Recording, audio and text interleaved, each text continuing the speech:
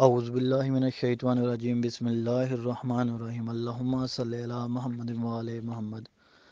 Social media پر چلنے والی خبر علامہ ثقلین عباس گلو صاحب کے بارے میں بالکل غلط ہے۔ ان کی شہادت کی خبر بے بنیاد ہے۔ یہ خبر درست نہیں ہے، سوشل میڈیا پر پھیلائی جا رہی ہے۔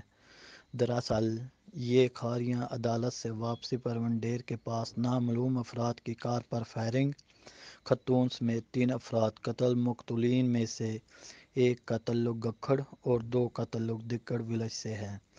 تو الحمدللہ علامہ ثقلین عباس گلو صاحب بالکل خیریت سے ہیں،